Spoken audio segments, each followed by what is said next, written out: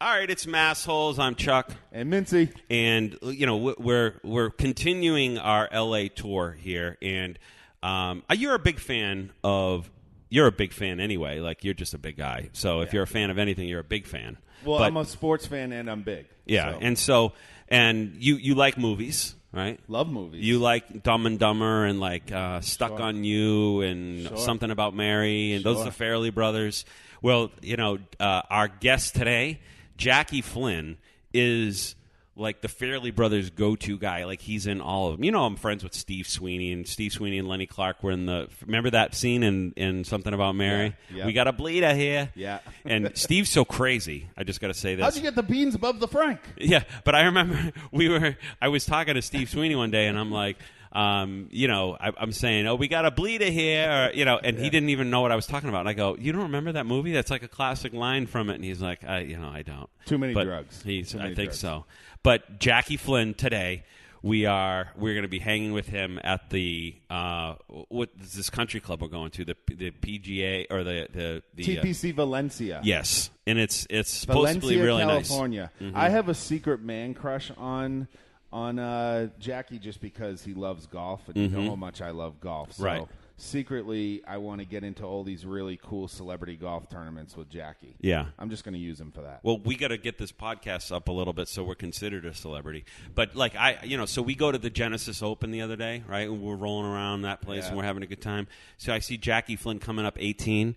He's just with Jim Furyk, and they're high-fiving each other, slapping each other on the ass, smoking cigars. I mean, who up until that point we just knew as my friend Jim. Right, exactly. Because we were there that day, and I'm like, Jackie, we're going to meet up with Jackie, grab something to eat. Yeah. He's following Jim around, and I'm looking on the roster, and I'm like, is it Jim Sullivan, this guy? I didn't even know. Is he an amateur or whatever? Didn't even occur to me it's not like he said, we're going to follow our guy Tiger. Oh, is that Tiger Williams, or is it Tiger, Hampton? Like, I don't know who he is. Oh, Tiger Woods. Like, Jim. It was Jim Furyk. Yeah. And then Jim comes off, and he's like, I got to go pick my father up at the airport, and like, it's just a day of work for him. No big deal. Just U.S. Open, FedEx champion Jim Furyk. Yeah. Professional PGA golfer. All right, so we're going to talk to Jackie Flynn, Boston comedian, now L.A.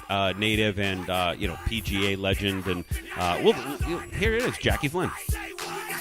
All right, so we've been doing these, having these conversations with these great Boston comedians, yet you'd think we'd be doing it in a smoky bar in South Boston or something, but Jack Flynn, we're out here. One of the most beautiful courses I've seen in a while. I mean, I'm from Boston, so it's snow on the ground. This is amazing. It's tough to see the course in Boston right now. This isn't a place that I should be interviewing a nightclub comic like yourself, right? Yeah, well, this is my day job, golfing. So, I have some free time during the day. So, I mean, you've made quite a nice little niche for yourself. You're in the golf community, you're the guy that they bring in for the PGA Tour events. You're hanging out with Jim Furyk. I mean, have you done? I mean, that's the blueprint right there. I mean, yeah. As a golf nut, it's been really fun because I've kind of find that I've kind of melded both my passions, comedy and golf. And right. I do a lot of celebrity golf tournaments, thankfully, and I was fortunate enough to play in the Pebble Beach Pro-Am at the AT&T for 4 years. Which is crazy. And then, I do a lot of, I perform at a lot of like member guests for their like stag nights, for their, during member guest tournaments. And sometimes I actually play in them. Sometimes they get a member to host me, and I play with a member that wasn't going to necessarily play, maybe. Yep. And so it's been a lot of fun. Wow, that's actually pretty cool because you have this picture in your head of comedians who are, they're sitting in some shared rental room above a comedy club, and they're and dark here you are, existence. you're coming up, rolling up in style, pimping on the deck here with fire going, and this is the best setting we've had in a while. Yeah, this is we go, after our rounds of golf, all the members, we kind of hang around here and smoke cigars usually, and bust chops about our rounds, or what have you. But it's been great. I mean, like I said, I'm fortunate living in California. I get to golf year round, which is one of the perks. I mean, I miss Boston, but I get back there so much that I don't feel like I ever left. I mean, I'm back there 4 to 6 times a year, and I go back for about 3 weeks in the summer, usually with the wife and kids. And the Boston comedy, lineage is pretty intense. I mean, it goes way back, really the Mesopotamia of comedy occurred in Boston, and your roots go pretty deep there. I know you're involved in it, Nantucket Comedy Festival. Your friend Kevin Flynn. Yes. You're the Farrelly Brothers. Basically occupy most of your film credits, right? I mean, if it wasn't for them, I wouldn't have much of a career. But they actually being from Boston, I started in '87. Yep. And that was more of a during the kind of the heyday. I didn't, I just started. It was peaking right around when I started. Yep. Kind of, and then we had a good run. It was a great place to start as a comedian because there was so much stage time afforded you. Right. There were so many comedy clubs. I would do guest set after guest set and really could work on my act without having to feel like every show was like do or die. Right. So, Yeah. I could keep trying it. And then I actually ended up doing Cam Neely's celebrity golf tournament back in '95, and I met Peter Farrelly there, and and Bobby, and he said, "Look, we got a movie we're doing called Kingpin," and that was the first movie I did with them. They had just finished Dumb and Dumber the year prior, which I had not known them, at that time. And then from there on, we just kept going. And Kingpin was fantastic. Great movie. Any stories from the set there? I mean, that was the Farrelly Brothers. I mean, they've had a few real. The Dumb and Dumber is probably one of my top favorite movies of all time. Yeah, forgetting about it really holds up too. And so was in Kingpin.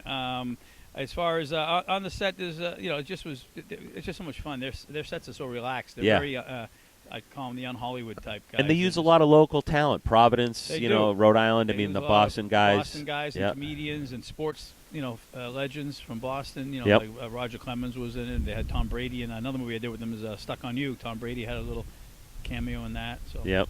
Well, that's amazing. And so, we when we were coming out here, we knew that we would run into each other at the Genesis Open there, and I see you coming up, 18, and there's just Jim Furyk standing next to you, chit-chatting away like it's every day. Not that big of a deal. He's become a good friend. We've been I do his celebrity tournament every year in March, and him and his wife Tabitha are great people and so gracious, and they open up their home, and we hang out at his house one of the nights, and everyone's Mr. 58. Unbelievable. Yeah, the tour record, right? Yeah, unbelievable. Couldn't be more, just a down-to-earth guy, too, Yeah, I mean, he seemed it in the 60 seconds that I got to engage with him, But that was, it's pretty neat. But I like the idea of, kind of seeing you and your element out here. And the comedians migrate to California. Or New York. At one point they were sitcoms after sitcom after sitcom, and you had to get out here for pilot season, and now it's a different world, and you actually are seeing sort of firsthand the new evolution of media with this comedy series. Is it a comedy or a drama? It's Tell me a little bit. But it's more like a dramedy. It's a dark comedy, but it's a lot of drama. It's called Loudermouth. Okay. It's on DirecTV's audience channel, which is their kind of Netflix, their original programming channel, I should say. It's also on AT&T Uverse because AT&T owns DirecTV, as you know. But it stars Ron Livingston from Office Space, and I think Ron Will Sasso, Brian Regan, another comedian's in it, myself, and a bunch of just a great cast. And Regan is by far. And no offense, you're number 2. Yeah. My favorite comedians, Brian Regan. Brian's wonderful. He's everybody's favorite comedian. I mean, Brian, and he could be, we have a lot of laughs together on the set. And how are you at the dramatic acting? Is that? I'm all right. I think I'm all right. Why do comedians do so well in acting? I think what happens is someone once said comedians are pretty good for drama because it's, comedy kind of is the hard part in a sense. To get comedy right, I guess. So. And maybe because of our experience, and we can actually, because I'm kind of a serious person. If people that meet me, they're like, "You're a comedian. You don't seem really funny." Right. Yeah. So, but I think comedians have a good grasp of it. Yeah. I mean, a lot of them have done great. I mean, Robin Williams, all the sitcom guys, Ray Romano, Tim Allen, but also Jim Carrey, obviously. So, yeah. And I think it's literally one of those things where.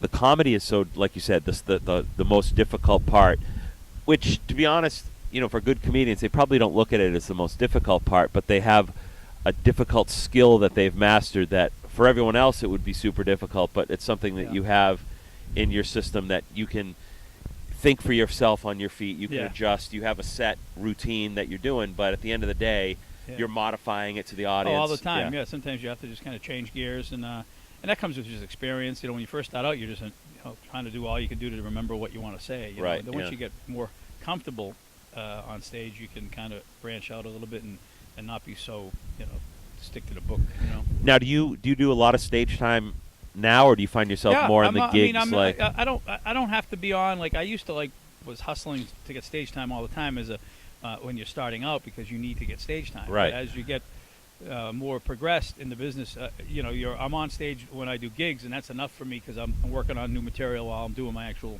comedy shows. Yep. You know, and sometimes I go into town and do a little guest spot or a little showcase set.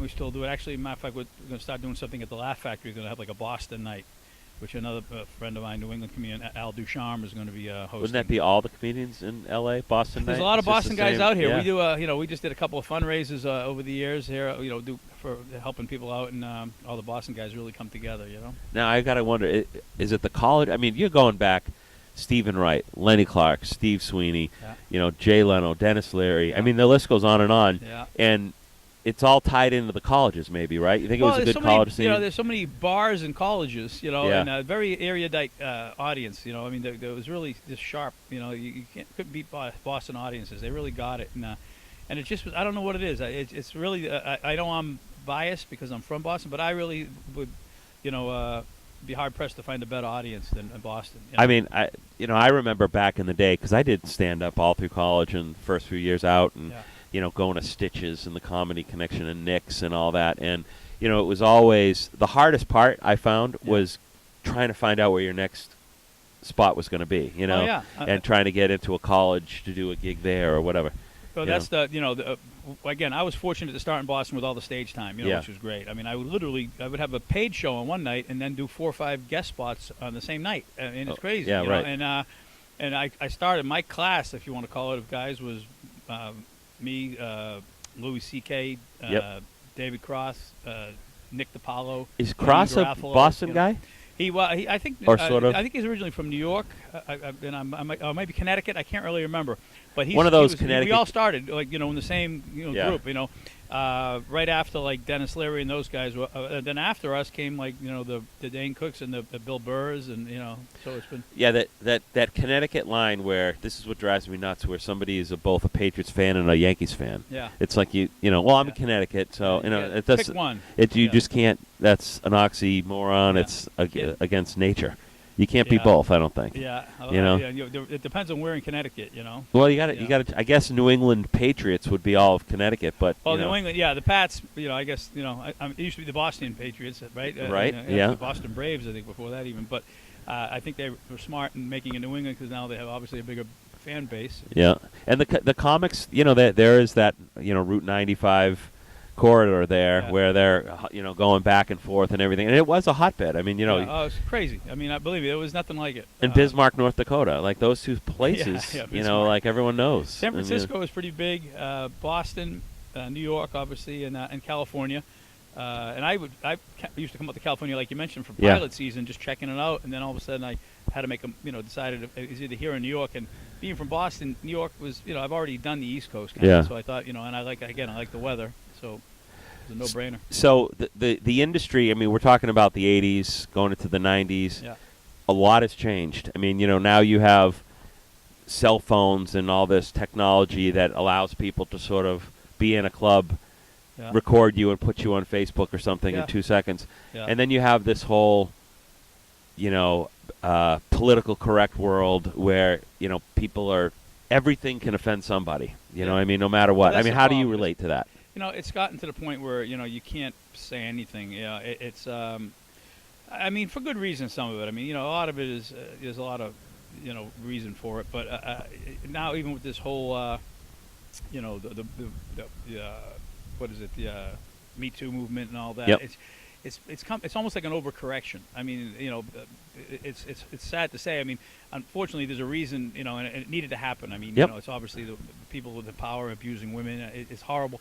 But now we're going to see, I think, an overcorrection where it's going to be like, oh, now you can't even, they've taken any kind of the flirting away almost. But in the comedy, it's unfortunate. Yeah, but the comedy clubs. I mean, comedy by definition is sort of irreverent.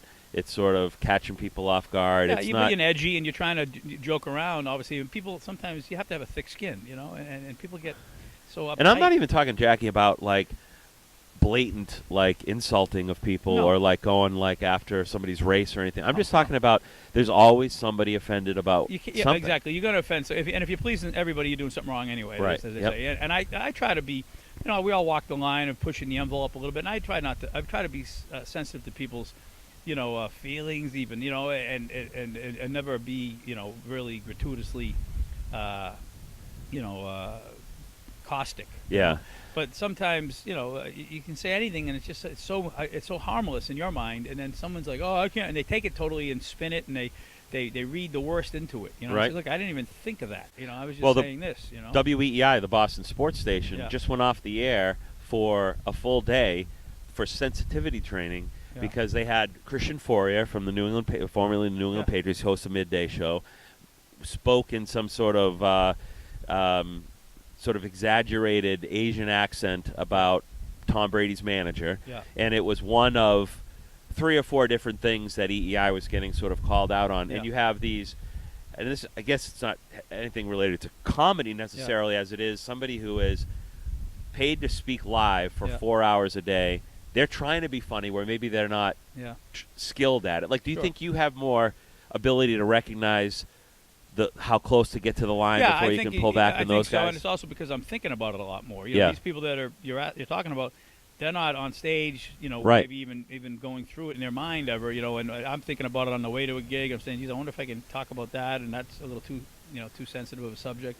I mean, now it's like I talk in my act sometimes about like this gun stuff is crazy now. Right. I mean, it's just now after this last shooting in Parkland, Florida, it's just.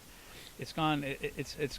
Something's got to happen here, and I think we have actually maybe finally hit a tipping point here. I'm hoping that people are going to finally. I mean, after Sandy Hook, when they didn't do anything, it was just I was outraged. To me, it's just like have a gun, have 10 guns. You don't need these automatic weapons or semi-automatic weapons that can kill masses of people in a single minute. People are going to have guns. The cat's already out of the bag. I understand that, but what do? Nothing? You know what I mean?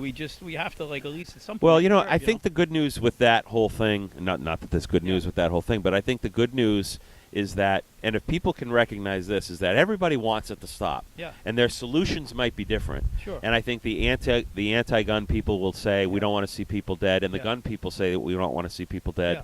And the common denominator is there's some bad apples out there, and we've got to learn how to sort of live in a society where bad things are going to happen, and we got to eliminate. Like you said, there's sensible things that we can do with guns. It's not like going and confiscating guns and all that. That's the thing. I mean, if you listen to, I personally feel that the NRA has got everyone thinking that people are going to try to take their guns. No one's talking about taking anyone's guns. We're talking about, you don't need. First of all, we don't need these type of.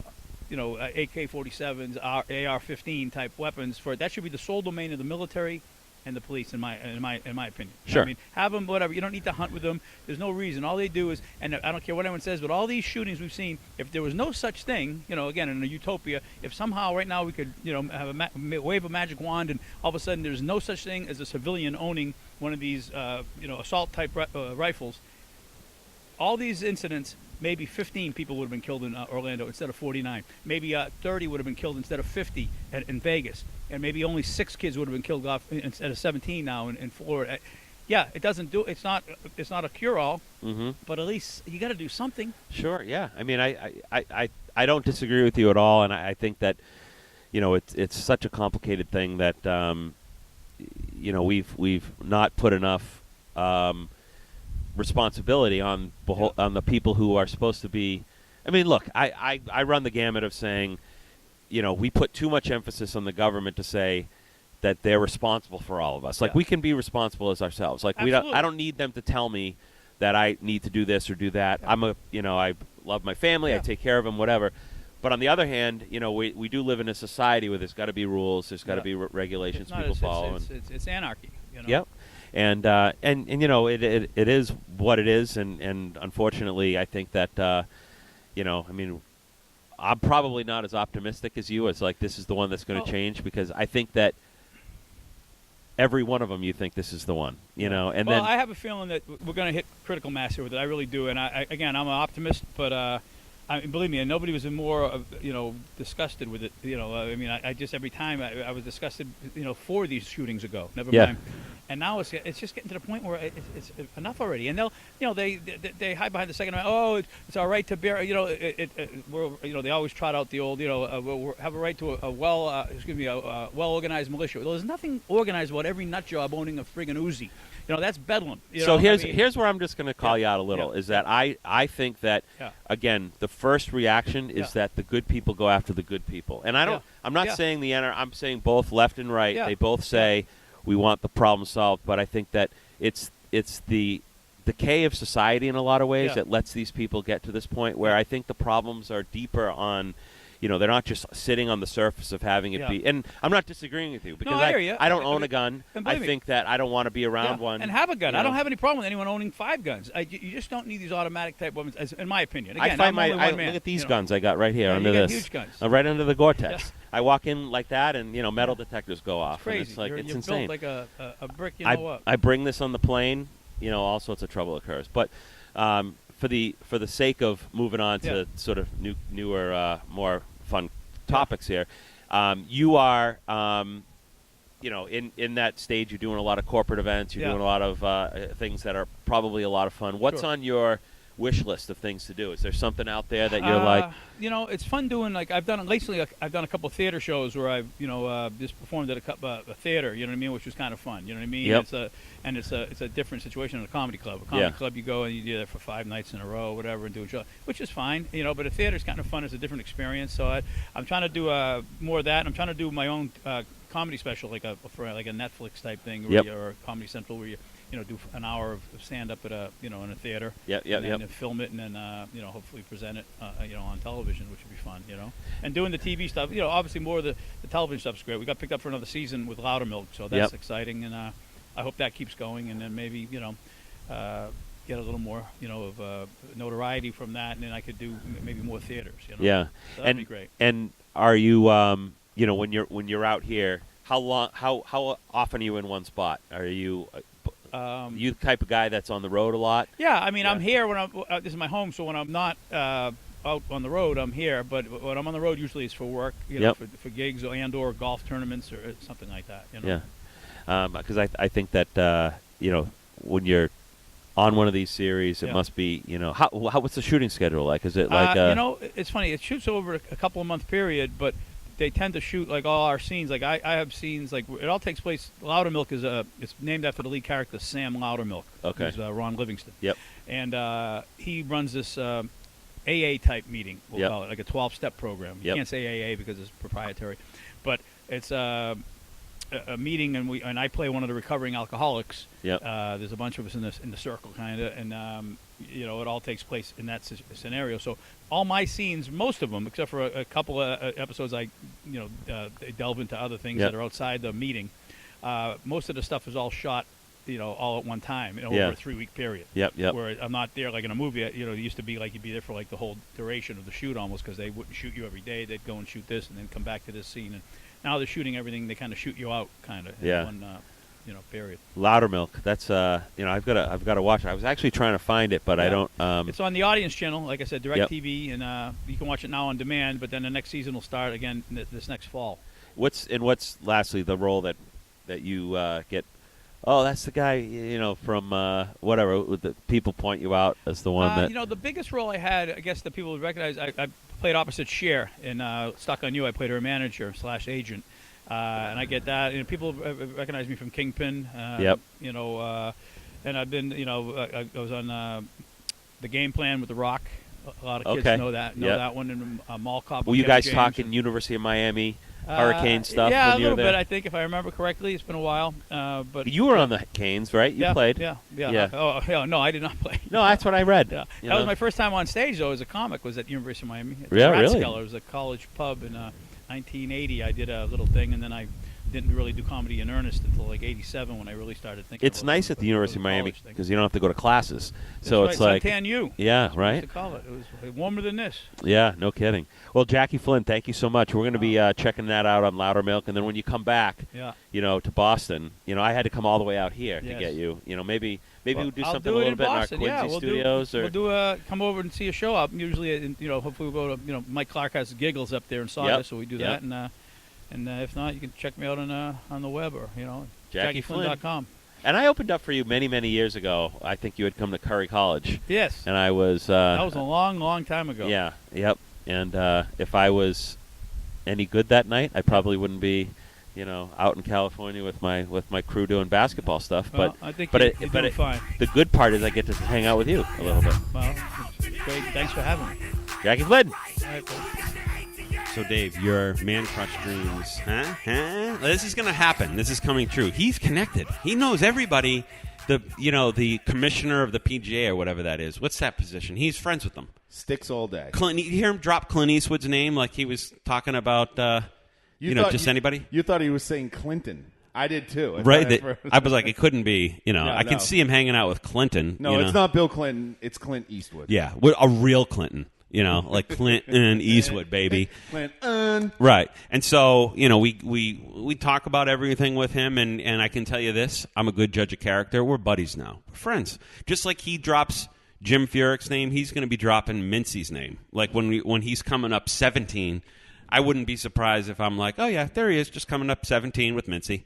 Just like popping a Mincy, That's going to be Jackie Flynn. That's drinking some Rumplemincy. Drinking the Rumplemincy. He's emceeing the Patrick Warburton event in Desert Springs or Palm Springs at that JW Marriott that we went to. And Patrick Warburton, if you don't know, he's Putty from Seinfeld, one of my favorite characters of all time. So Jackie Flynn is the guy. That was a lot of fun. I think we're going to be doing a lot with him. And should we put this one up on iTunes? What do you think? Let's friggin' send it.